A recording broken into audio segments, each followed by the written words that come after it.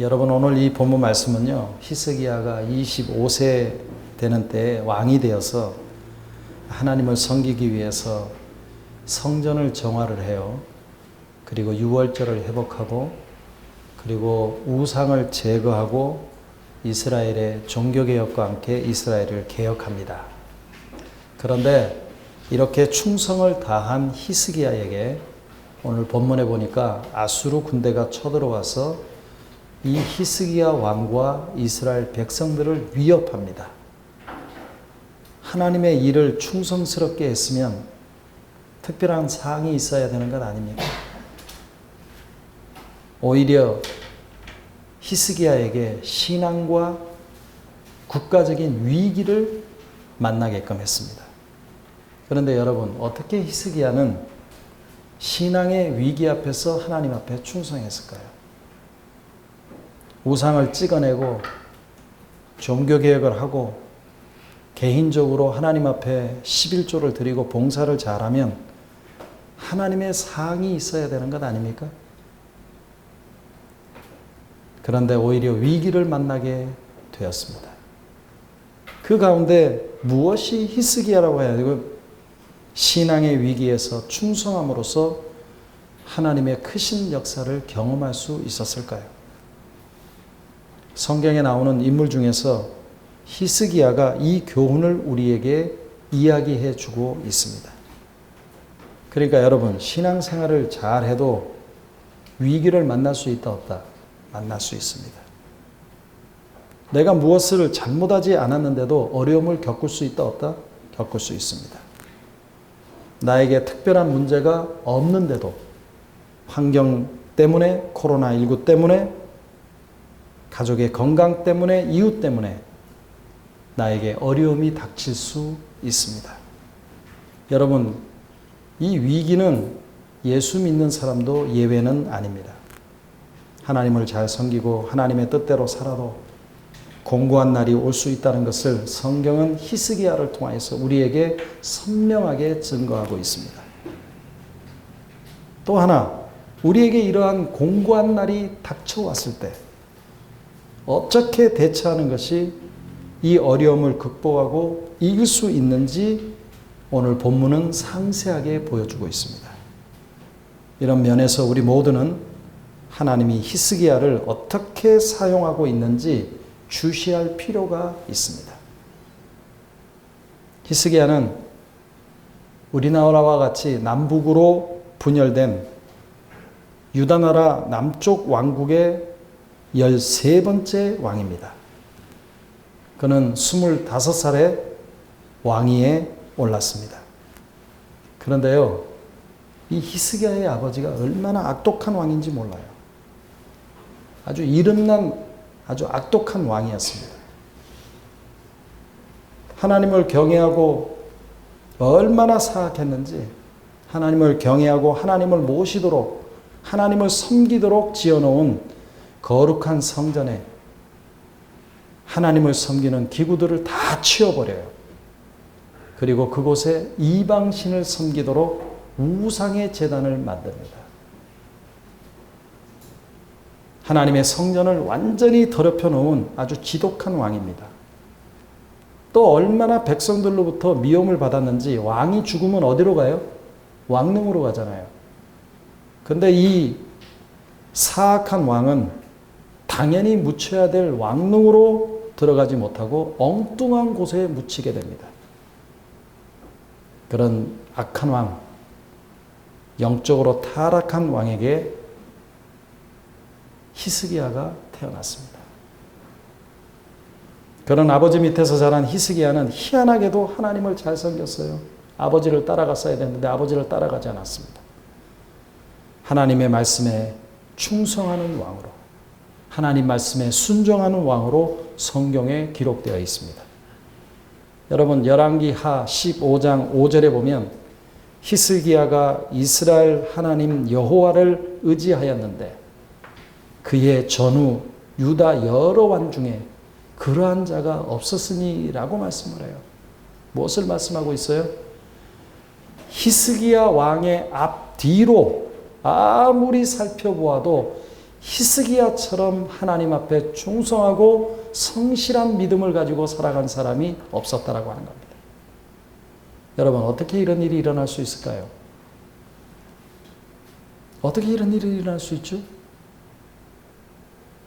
하나님은 하나님을 경외하는 어머니를 통해서 히스기야가 믿음의 영향을 받게끔 만듭니다. 여러분, 히스기야의 어머니 아비야는 경건한 제사장 스가랴의 딸입니다. 선지자의 딸인 아비야는 어려서부터 믿음 안에서 잘 자란 여성으로서 아하스 왕의 왕비가 되었습니다. 그 둘 사이에서 태어난 사람이 누구예요? 히스기야입니다. 자녀 교육에 절대적인 영향력은 아버지보다는 누구한테 있어요? 어머니에게 있습니다. 어머니의 믿음이 흐리멍텅하면 자녀의 믿음도 그렇게 자랄 수밖에 없습니다. 반면에 어머니의 신앙이 철두철미하면 자녀도 그렇게 철저하게 훈련되어집니다. 아마 여러분 자녀를 키워본 사람이라면 이 말에 다 동의할 겁니다. 하나님은 히스기야 왕이 바로 그런 어머니의 믿음의 영향을 받으면서 자라나게끔 했습니다. 그래서 하나님은 그가 왕위에 오르자마자 하나님 보시기에 정말 좋은 일을 하게끔 했습니다. 아버지가 더럽혀 놓은 성전을 깨끗하게 다시 일으켜서 하나님을 섬기는 거룩한 성전으로 정화시켰습니다. 나라 곳곳마다 우상을 섬기기 위해서 만들어 놓은 산당과 우상을 다 쓸어버립니다. 나라 구석구석에 하나님이 기뻐하지 않는 모든 것들을 개혁합니다. 뿐만 아니라 수백 년 동안 잊어버리고 지키지 않았던 이 유월절을 다시 회복을 해요.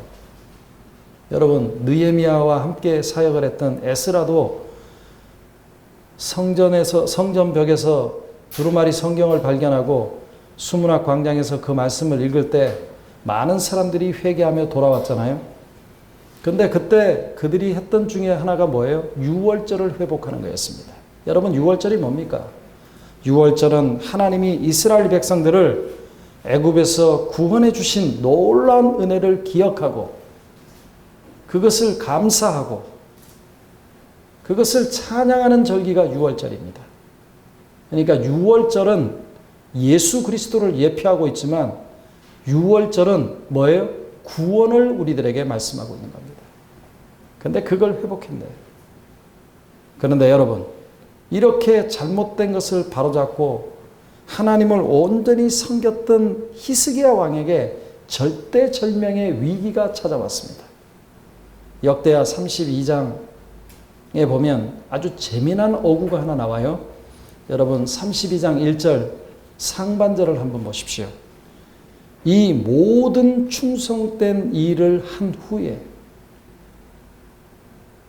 이 말은 히스기야 왕이 하나님 앞에서 나라를 깨끗하게 정화시키고 또 하나님의 말씀대로 나라를 다스리려고 선정을 베푸는 이런 충성된 일을 한 후에라고 하는 말씀입니다.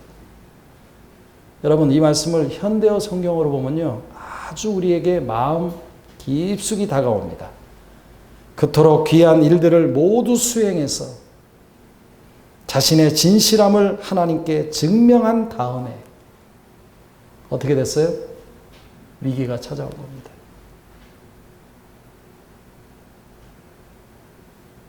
아수르 왕 산헤립이 유다를 침공한 거예요. 여러분, 인간적으로 생각하면 지금 이 상황이 충성한 이후에 벌어진 상황인데 충성을 대충 하고 이런 상황이 벌어졌다면 덜 억울할 거예요. 근데 죽도록 충성했는데 이런 일이 벌어지니까 하나님이 원망이 되겠어요? 원망이 되지 않겠어요?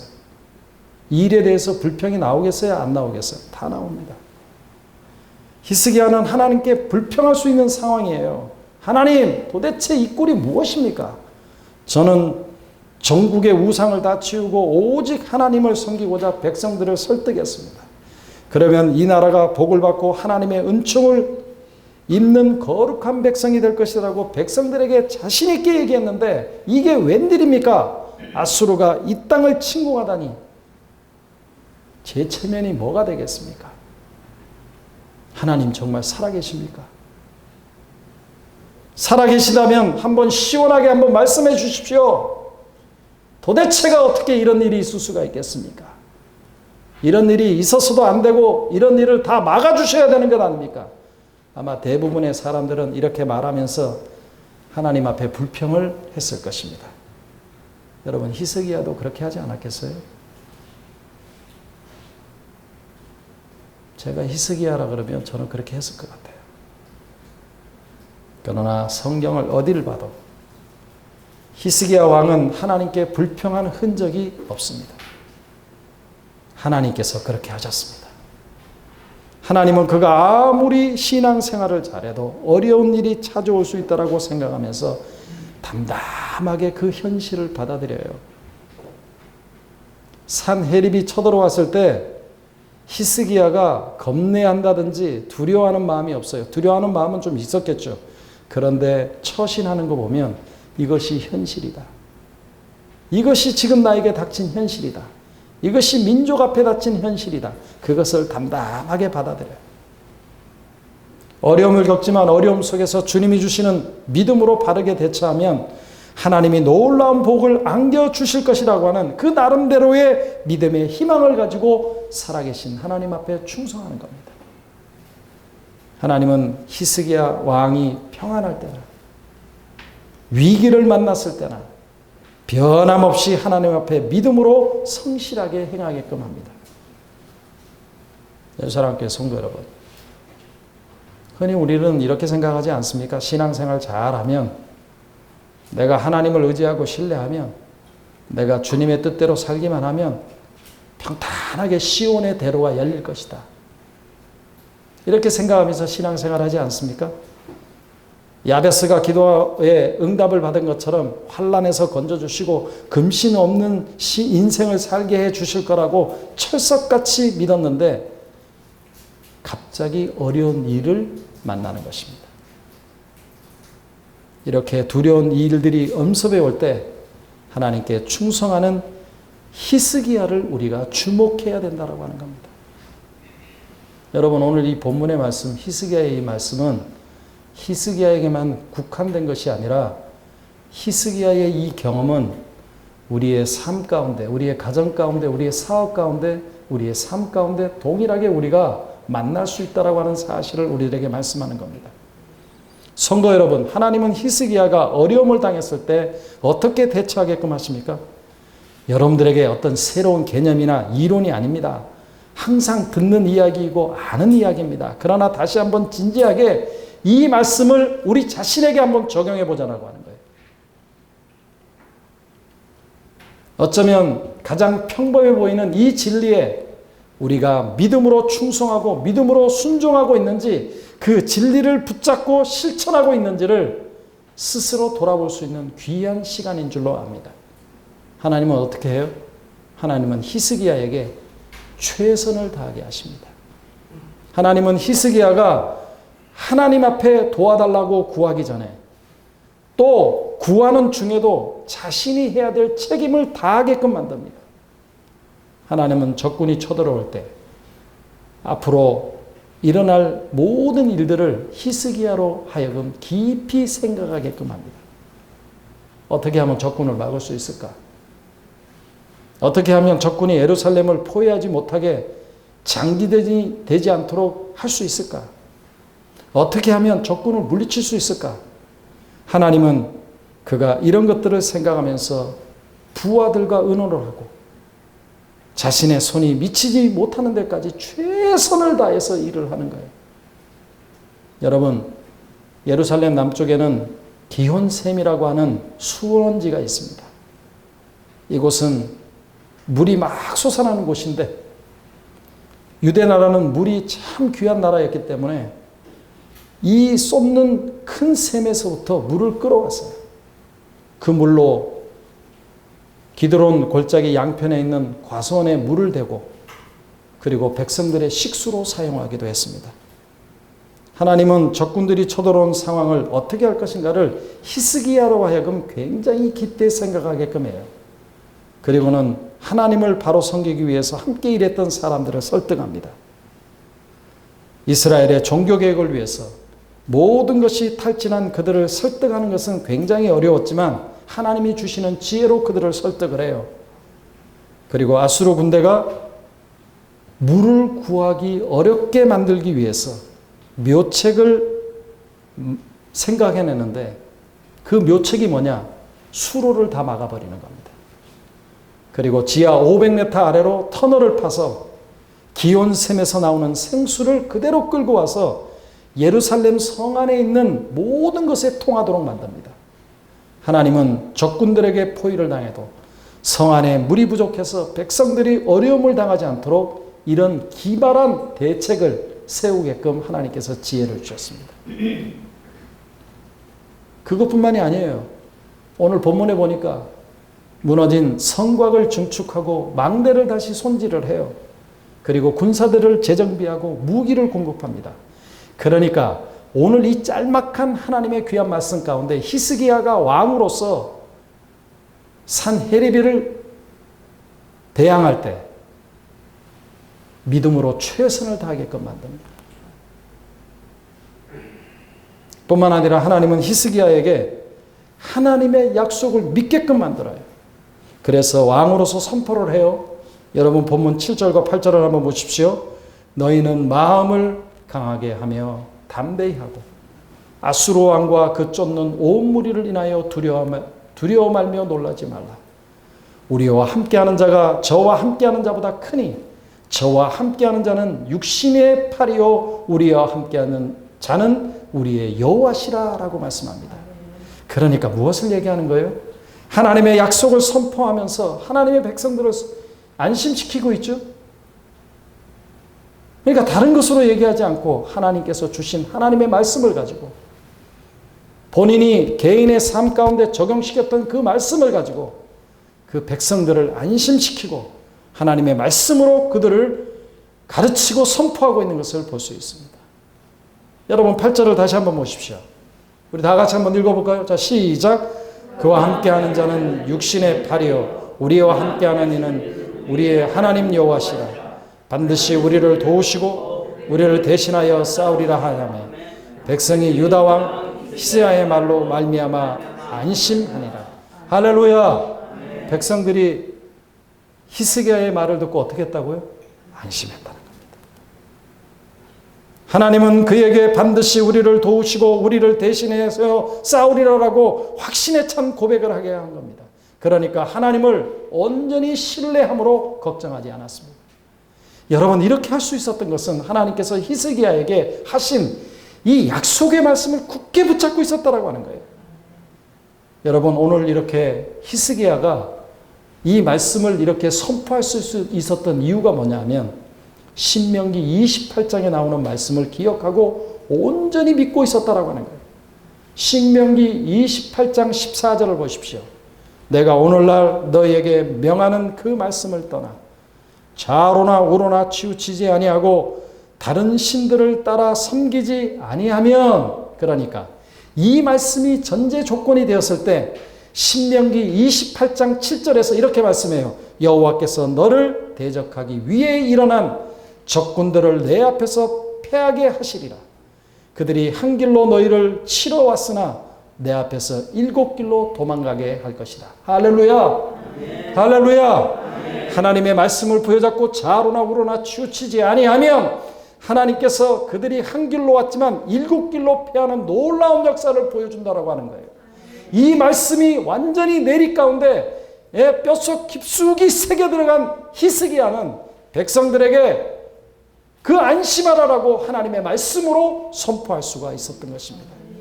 따라서 좌로나 우로나 치우치지 아니하고 하나님 말씀대로 살면 적군들이 쳐들어와도 보호해 주시고 적군들이 쳐들어와도 승리를 주신다라고 하나님께서 약속한 겁니다.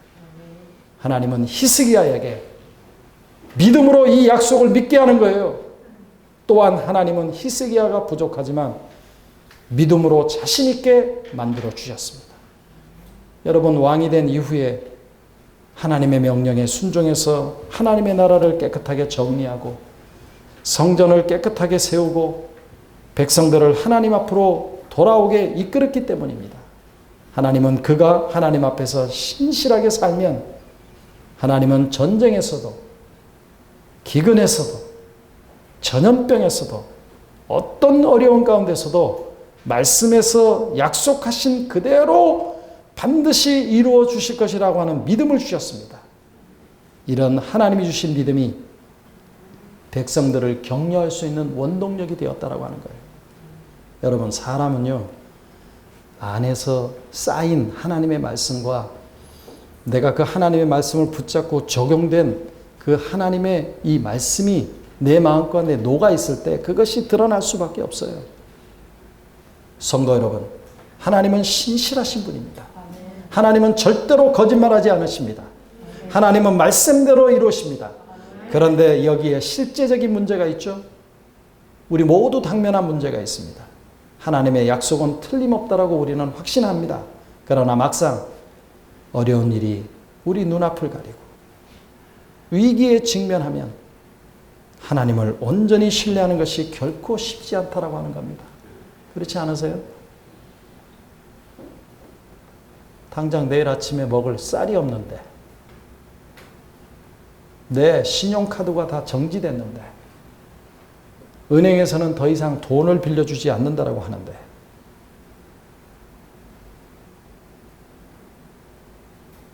하나님을 온전히 신뢰한다는 게 쉬워요? 더 열심히 하나님의 말씀을 붙들어야 될 상황인데, 오히려 그럴 때 하나님의 말씀을 허황된 것처럼 생각하고 밀쳐내는 일이 우리들 삶 가운데 빈번하게 일어나고 있지 않습니까? 정말로 믿음을 가지고 대처해야 될 시기에 정반대로 믿음을 차버리고 싶은 유혹을 받을 때가 얼마나 많습니까? 이것이 우리의 현실 아닙니까? 목사도 그렇고, 장로도 그렇고, 권사도 그렇고, 집사도 그렇고, 성도들도 그렇고, 모두 그렇습니다. 위기 앞에 서면 믿음이 마구마구 흔들릴 수밖에 없어요. 이 문제에 대해서 우리가 좀 이성적으로 생각해야 될 필요가 있을 것 같아요. 하나님께서 히스기야에게 하나님을 온전히 신뢰하게 함으로 고난을 이기게 하셨다라고 하는 이 말씀을 보면 여러분들 이렇게 고백해야 돼요. 감사합니다, 하나님. 내 문제도 하나님이 해결해 주실 줄 믿습니다. 이런 새로운 기대감이 우리가 생겨야 되는 것 아니겠습니까? 그런데 여전히 현실은 그대로입니다. 그러면 이 내 마음이 약해지고 불안에 흔들리고, 그리고 갈피를 못 잡는 게 우리의 삶의 경험 아닙니까? 여러분, 탁월한 기독교 변증가이자 문학가인 C.S. 루이스가 순전한 기독교라고 하는 책에서 아주 멋진 말을 했어요. 믿음에 대해서 정의를 내리는데, 제 믿음을 무너뜨리는 것은 이성이 아닙니다. 오히려 정반대로 제 믿음은 이성에 근거해 있습니다. 정작 제 믿음을 무너뜨리는 것은 저의 상상력과 감정입니다. 그러니까 믿음과 이성이 한편이 되고 감정과 상상력이 다른 편이 되어서 싸움을 벌이는 거죠. 여러분, 우리는 이성적으로 하나님을 맨 처음에 알게 되지 않았습니까? 여러분들 경험에 어떠세요? 무조건 믿었어요? 하나님은 한 분이시고 천지 만물을 창조하신 분이라는 사실을 우리가 이성으로 받고 믿음으로 받아들입니다. 그분이 나를 위해서 자기 아들을 보내시고 십자가에서 구원받았다는 것은 우리는 이성으로 알고 믿음으로 받아들입니다. 그러나 신앙의 위기를 만나게 되면 이 이성에 근거한 우리의 믿음을 흔들어버리는 장애물이 생기게 됩니다. 그것이 무엇인지 아세요? 그것이 바로 감정입니다. 이 감정이요, 위기 앞에서 아주 동요하기 시작하는 거예요. 일어나지도 않는 일들을 미리 만들어서 공상하고 스스로 불안을 조성합니다. 기도한다라고 엎드리지만 기도는커녕 거침없이 달려드는 부정적인 생각들이 꼬리에 꼬리를 물고 우리를 놔두지 않습니다. 걷잡을 수 없는 부정적인 공상과 엉뚱한 생각들은 우리를 더욱 불안과 두려움에 가두어 버립니다. 여러분, 이게 감정이에요. 이 근거 없는 감정이 이성에 근거한 믿음을 흔들기를 시작합니다. 어려운 상황 가운데 하나님을 믿는다는 것이 무엇입니까? 루이스는 이렇게 정의를 해요. 믿음은 아무리 기분이 바뀌어도 한 번 받아들인 것을 끝까지 고수하는 기술이다. 아주 참으로 멋진 말이죠.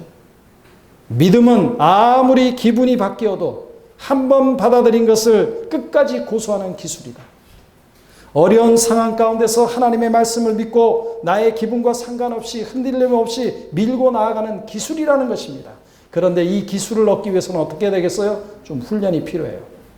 그렇기 때문에 믿음도 일종의 훈련이 필요하고 훈련을 통해서 믿음의 좋은 습관을 기를 수 있습니다. 어려움을 당하게 되면 내 상한 감정이 나의 아픈 마음이 나를 끌고 가지 못하도록 해야 됩니다. 내가 건강하지 못한 감정에 끌려다니지 않기 위해서는 적당히 감정을 다스릴 수 있는 믿음의 훈련이 필요합니다. 상한 감정이 내 마음을 흔들기 위해 부정적인 공상으로 나를 초대할 때는 우리는 단호하게 그것을 거절해야 됩니다. 감정 기복이 심한 채로 끌려다니면 믿다가 말다가 하는 실수를 범하게 됩니다. 그래서 여러분 믿음 앞에서 아주 냉정해야 돼요. 이것이 위기를 극복할 수 있는 믿음을 유지할 수 있는 비결입니다. 믿음으로 하나님의 약속을 붙잡고 위기를 대처하는 훈련을 해야 합니다. 감정 때문에 자꾸 왔다 갔다 하는 믿음에서 머물러 있으면 위기에서 결코 승리할 수 없습니다. 우주 만물을 창조하신 하나님, 전능하시고 우리를 사랑하시는 하나님을 깊이 한번 생각해 보십시오. 그 하나님을 믿는 믿음을 가지고 문제를 해결하는 훈련이 잘 되어 있는지, 그 기술을 갖추고 있는지 스스로를 우리가 돌아봐야 된다라고 하는 겁니다. 여러분, 청교도 목사인 토마스 왓슨이라고 하는 분이 이런 이야기를 했어요. 물고기가 물속에서 살듯이 믿음이란 하나님의 약속 안에서 사는 것이다. 하나님의 약속은 팽팽하게 부푼 튜브와 같아서 우리가 아무리 거센 고통의 바다에 빠져도 튜브를 잡으면 절대로 가라앉지 않는다. 하나님의 약속의 말씀을 히스기야처럼 꼭 붙들고 있으면 튜브를 가슴에 안은 어린아이처럼 물에 빠지지 않는다라고 하는 말입니다. 우리도 하나님이 주시는 이런 믿음으로 승리하는 여러분들이 되어지기를 바랍니다. 뿐만 아니라 하나님은 히스기야에게 부르짖게끔 만들어요. 하나님은 히스기야 왕이 선지자 이사야와 더불어서 기도하게끔 합니다. 본문 20절 한번 보십시오. 우리 다 같이 한번 읽어봅시다. 시작. 이러므로 히스기야 왕이 아모스의 아들 선지자 이사야를 더불어 하늘을 향하여 부르짖어 기도하였더니, 할렐루야, 동역자들과 기도했다는 거예요. 참 히스기야 왕은요, 호흡을 잘 하시는 분이었어요. 개혁을 할 때도 그 밑에 있는 사람들과 함께 진지하게 대화를 나누고, 산헤립이 쳐들어왔을 때도 어떻게 대적을 막을 것인가에 대해서 대화를 하고, 그리고 오늘 본문 20절에서도 보면 믿음의 선지자였던 이사야를 불러다가 하늘을 향하여 부르짖어 기도했다는 겁니다. 열왕기상 19장에 보면 아수르 왕 산헤립이 쳐들어와서 협박을 하니까 하나님은 히스기야에게 성전에 들어가서 자기 옷을 찢고 굵은 베옷을 입고 기도하게끔 합니다. 혼자서 기도하기 힘들 때는 선지자 이사야를 불러서 함께 기도하자라고 하는 거예요. 왜 이렇게 하는 거예요? 왜 이렇게 동역자들을 불러서 여러분들과 함께 기도하기를 원하는 거예요? 기도에는 하나님의 역사가 있기 때문입니다. 하나님은 이런 히스기야에게 이렇게 말씀하여 열왕기하 19장 20절에 보면 내가 아수르 왕 산헤립 때문에 내게 기도하는 것을 내가 들었노라. 무엇을 말씀하고 있어요? 하나님께서 친히 말씀하시는데 내가 내 기도를 들었다는 거예요. 나중에 히스기야가 병들어 죽게 되었잖아요. 그때도 그는 하나님을 향해서 울며 부르짖으면서 기도합니다. 그때도 하나님께서 뭐라고 말씀하세요? 내가 내 기도를 들었고 내 눈물을 보았다라고 말씀하고 있어요. 하나님은 그를 기도의 사람으로 만든 겁니다. 여러분, 위기가 오면요, 우리가 기도의 사람이 되는 거예요. 아멘. 여러분들의 부모님을 가장 위로할 수 있는 것은 여러분들이 부모님을 위해서 기도하는 겁니다. 예수님께 성도 여러분, 하나님의 능력으로 하는 기도는 환난을 이기게 하는 강력한 무기입니다. 하나님의 능력으로 하는 기도는 환난에서 쓰러지지 않게 하는 가장 버팀목입니다. 하나님이 주시는 힘으로 기도하는 사람은 역경을 크게 두려워하지 않습니다. 하나님께서 그 역경 때에 지나갈 수 있는 믿음을 지키도록 우리를 도와주실 뿐만 아니라 힘을 주시기 때문입니다. 하나님의 약속을 온전히 믿는 믿음으로 견고히 고난의 시간들은, 견디기 힘든 고난의 시간들은 하나님의 더 큰 복을 받고 은혜로 나아갈 수 있는 발판이 되어진다라고 하는 거예요. 여러분들이 가정적으로 고난을 당했습니까? 여러분들이 개인적으로 고난을 당하고 있습니까? 여러분들이 감당할 수 없는 고난을 당하고 있습니까? 견디기 힘든 고난입니까? 그것은 하나님의 더 큰 복을 받을 수 있는, 은혜로 나아갈 수 있는 하나님의 발판이 될 줄로 믿습니다. 여러분, 시편 91편 14절과 15절을 보십시오. 우리 다 같이 한번 읽어봅시다. 시작. 하나님이 이르시되 그가 나를 사랑한즉 내가 그를 건지리라. 내가 이름을 안즉 내가 그를 높이리라. 그가 내게 간구하리니 내가 그에게 응답하리라. 그들을 환난당할 때에 내가 그들과 함께 그들을 건지고 영화롭게 하리라. 무엇을 말씀하고 있어요? 믿음의 기도는 환난에서 건지고 또 영화롭게 하신다라고 하나님께서 친히 약속해 주셨습니다. 하나님은 히스기야가 이 약속을 의지하며 하나님께 부르짖어 기도하게끔 했습니다. 사랑하는 성도 여러분, 오늘 본문에 나타난 하나님의 마음이 뭡니까? 오늘 본문에 나타난 하나님의 심정이 무엇입니까? 하나님은 위기의 순간에 자신의 종들이 뒤로 숨지 않고 하나님 앞에 나와서 끝까지 믿음으로 충성하는 것을 보고 싶어 하십니다. 하나님은 절대절명의 민족의 위기 가운데서도, 신앙의 위기 가운데서도, 삶의 위기 가운데서도 하나님을 더 신뢰하고 하나님 앞에 더 충성하기를 원하시는 것이 우리 하나님의 마음입니다. 여러분, 하나님은 전지전능하신 분이에요. 하나님은 적들의 위협에서도 그 사랑하는 종들을 지키시고 보호하시는 전지전능하신 분입니다.